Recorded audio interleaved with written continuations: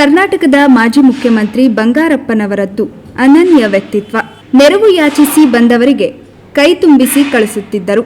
ನಾಡಿನ ರೈತರಿಗಂತೂ ಚೊಕ್ಕ ಬಂಗಾರವಾಗಿಯೇ ಇದ್ದಾರೆ. ಉಚಿತ ವಿದ್ಯುತ್ ನೀಡಿದ ಮಹಾನಾಯಕ.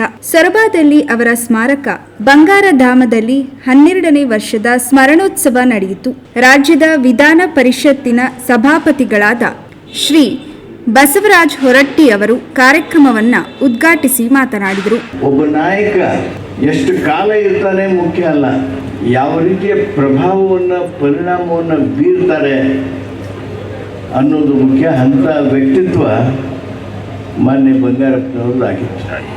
ಬಂಗಾರಪ್ಪನವರು ಒಂದು ಕಾಲದಲ್ಲಿ ಕರ್ನಾಟಕದ ನಾಯಕರು ಸಹಜವಾಗಿ ಮುಖ್ಯಮಂತ್ರಿಗಳಾಗಿದ್ದಾಗಿದ್ದರು, ಪ್ರದೇಶ ಕಾಂಗ್ರೆಸ್ ಕಮಿಟಿ ಅಧ್ಯಕ್ಷರಾಗಿದ್ದಾಗಿದ್ದರು. ಆದರೆ ಉತ್ತರ ಕರ್ನಾಟಕದಲ್ಲಿ ಸತತವಾಗಿ ಅವರ ಜೀವನದ ರಾಜಕೀಯ ಜೀವನದ ಪರ್ಯಂತ ಉತ್ತರ ಕರ್ನಾಟಕದ ನಾಯಕರಾಗಿದ್ದರು ಅಂತ ಹೇಳಿದರೆ ಅದು ಅತಿಶಯೋಕ್ತಿ ಆಗೋದಿಲ್ಲ. ಬಂಗಾರಪ್ಪನವ್ರಿಗೆ ಭಾಳ ದೊಡ್ಡ ಹೆಸರಿದ್ದು ಹಾಗೂ ಆ ಸ್ಥಾನ, ಆ ರಾಜಕೀಯ ಸ್ಥಾನ ಸಿಕ್ಕಿದ್ದು ಅಧಿಕಾರ ಅಲ್ಲ, ರಾಜಕೀಯ ಸ್ಥಾನ ಸಿಕ್ಕಿದ್ದು ಅವರು ಸಮಾಜವಾದಿಗಳು ಅಂಥೇಳಿ ಸಮಾಜವಾದಿ ಬಂಗಾರಪ್ಪನ ಅಂತಿದ್ರು. ಅವರು ಏನು ಉಳುವವನಿಗಾಗಿ ಹೋರಾಟ ಮಾಡಿದರು.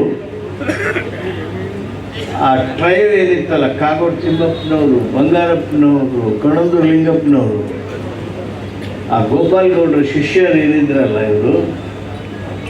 ಇವರು ಉಳುವವನಿಗೆ, ಟೆನೆನ್ಸಿ ಮಾಡೋರಿಗೆ, ಗೇಣಿದಾರರಿಗೆ, ಆ ಬಡವರಿಗಾಗಿ ಏನು ಹೋರಾಟ ಮಾಡಿದರು, ಆ ಹೋರಾಟ ಅವ್ರನ್ನ ರಾಜಕೀಯದಲ್ಲಿ ಎತ್ತರಿಸಿದಂತೂ ಅಷ್ಟೆಲ್ಲ ಜನರ ಮನಸ್ಸಿನಲ್ಲಿ ತಮ್ಮದೇ ಆಗಿರ್ತಕ್ಕಂಥ ಛಾಪನ್ನು ಮೂಡಿಸಿದ್ರು ಅನ್ನೋದನ್ನು ನಾವು ನೀವೆಲ್ಲರೂ ಬಲ್ಲಿ. ಬಂಗಾರಪ್ಪನವರ ರಾಜಕೀಯ ಬದುಕು ಏನು ಅಧಿಕಾರದ ಮೆಟ್ಟಲುಗಳನ್ನು ಹತ್ತಕತ್ತಿದ್ರು, ಅವಾಗ ಎಷ್ಟು ಮಹತ್ವದ್ದು, ಎಷ್ಟು ಗಂಭೀರವಾಗಿರ್ತಕ್ಕಂಥದ್ದು, ಎಷ್ಟು ಜನಪರವಾಗಿತ್ತು.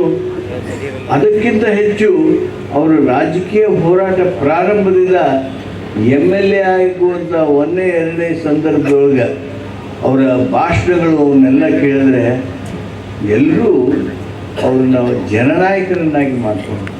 ಆದರೆ ಅವರು ಶಿಕ್ಷಣ ಸಚಿವರಾದ ಮೇಲೆ ಅವ್ರನ್ನ ಭಾಳ ಸಮೀಪದಿಂದ ನೋಡಿದ್ದೇನೆ.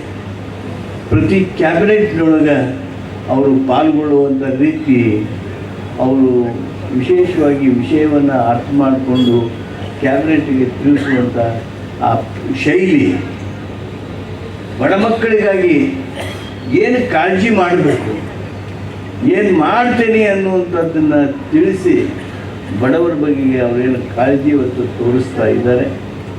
ಇವತ್ತಿಗೆ ನಾವು ನೀವೆಲ್ಲರೂ ನೋಡ್ತಾ ಇದ್ದೀವಿ, ಸರ್ಕಾರಿ ಶಾಲೆಗಳ ಪರಿಸ್ಥಿತಿ ಏನಿತ್ತು, ಏನಾಗಿದೆ. ಸರ್ಕಾರಿ ಶಾಲೆಗಳೊಳಗೆ ಒಂದು 258 278 ಶಾಲೆಗಳೊಳಗೆ ಮಕ್ಕಳ ಇಲ್ಲ ಅನ್ನುವಂಥ ಆ ಪರಿಸ್ಥಿತಿಯನ್ನು ಗಮನಿಸಿ ಇವತ್ತು ನಮ್ಮ ಶಾಲೆಗಳು ಸಹಿತ ಖಾಸಗಿ ಶಾಲೆಗಳಿಗಿಂತ ಉತ್ತಮ ಆಗಬೇಕು ಅಂಥೇಳಿ ಆ ರೀತಿ ಕೆಲಸ ಮಾಡೋದಕ್ಕೆ ಪಣ ತೊಟ್ಟು ಮಧುವರೇನು ಇವತ್ತು ಕೆಲಸ ಮಾಡ್ತಾ ಇದ್ದಾರೆ. ಅದು ಅವ್ರನ್ನ ನಮ್ಮ ಎಸ್ ಬಂಗಾರಪ್ಪನವ್ರಿಗಿಂತ ಇನ್ನೂ ಒಂದು ಎತ್ತರದ ಸ್ಥಾನಕ್ಕೆ ಒಯ್ಯುವಂಥದ್ದು ಆಗ್ತದೆ.